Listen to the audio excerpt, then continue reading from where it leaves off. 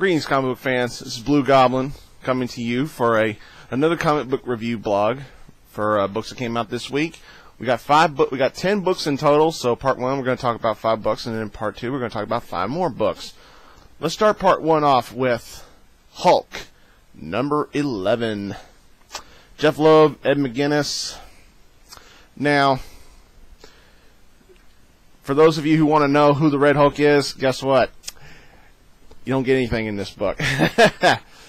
But you have the defenders against the offenders, and that's pretty much it. Ed McGuinness is a good artist. He draws a damn good Hulk, but Jeff Loeb's writing in this particular series. Craig at Greenland said it best. He draws dialogue like it's old school comic books. It's like you're not gonna get away with this.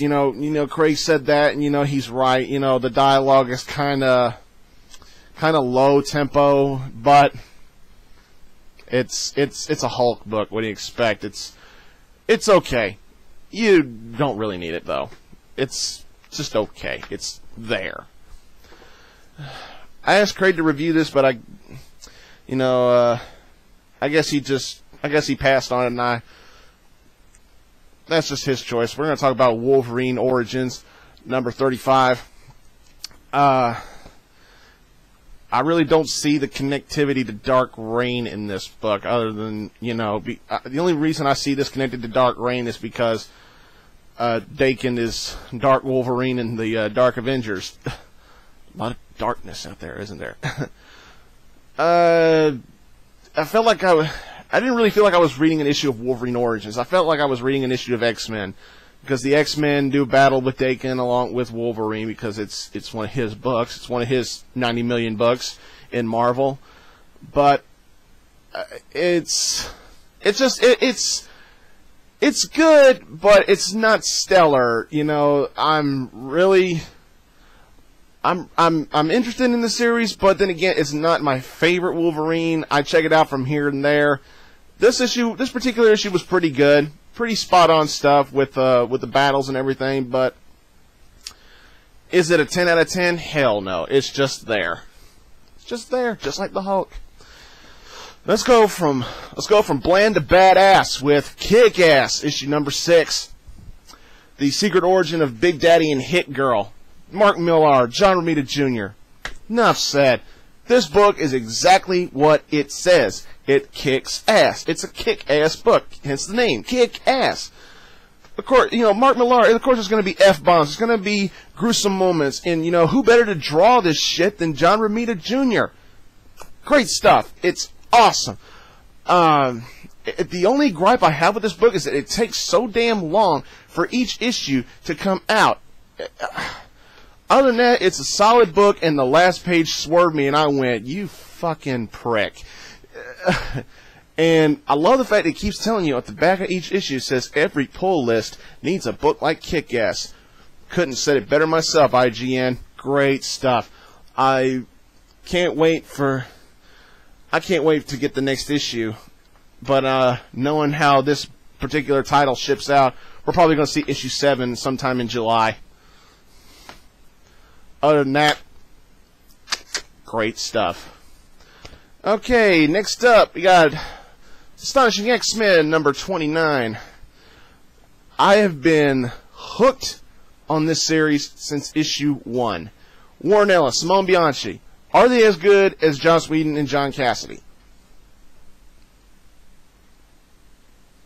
Well, I wouldn't put them on the same caliber. Warren Ellis and Bianchi are their own people. Whedon and Cassidy had a good run on Astonishing X-Men, but so are Ellis and Bianchi. They're doing very nicely. This book was a lot better than the last issue. I mean, there was more storytelling. The artwork picked up a little bit. Just a little bit. I know there are fans who don't appreciate Astonishing X-Men. Primarily one of my buddies, Lord Nightmare. He dropped the book because he got tired of waiting 2 to 3 months for each issue. But Nightmare, it's still a solid series. I was thinking it was going to be monthly, but obviously not. But it's still one of the best X books out there. It's doing very nice. It's certainly better than Uncanny X-Men and X-Men Legacy right now. If you want a good, solid X-Men book, pick this one up. You'll be pleased. That's all I can say.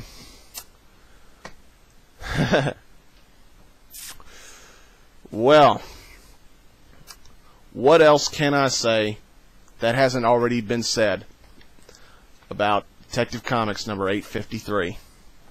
Whatever happened to the Cape Crusader Part 2? Neil Gaiman, Andy Kubert. Great stuff. This was spectacularly done. I don't really know what to say about this book that Craig hasn't already said. I would suggest you go to Grandland's channel at YouTube and check out Craig's review of this book. Everything he says, I agree with it. You know, even the fact when he pointed out that it took so long for this issue of Detective Comics to come out, but man, was it so worth the wait. And I've been talking to several people. You know, I talked to several people at my college. So I talked to Ken Jackson at the comic book at Arkham Comics, where I get my books at, and he told me, he looked at that and he went, damn good book, damn good book. But my critique on this book is that if, you know, some of my friends are telling me that this could be the last appearance of Bruce Wayne as Batman. I don't know if we should be saying that yet, but I gotta say, if this is Bruce Wayne's last appearance as Batman, then he went out with a solid hit. He went out gracefully. This was great. Can't stress it enough. Awesome stuff. Of course, Bruce Wayne's gonna. Of course, but now that I think about it, of course, this is not gonna be Bruce Wayne's final appearance as Batman. You got other stories like, you know, like Batman Confidential. You got, you know, you got other Batman stories where, of course, it's Bruce Wayne. But I don't want to get into. I don't want to talk too much about that. But you know, I've been telling Fanboy D that I think Paul Dini should have another run with Detective Comics. But after reading this, I think DC should give Neil Gaiman at least a solid year run on Detective Comics.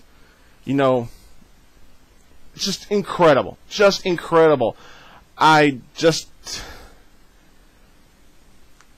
don't know what to say that hasn't already been said.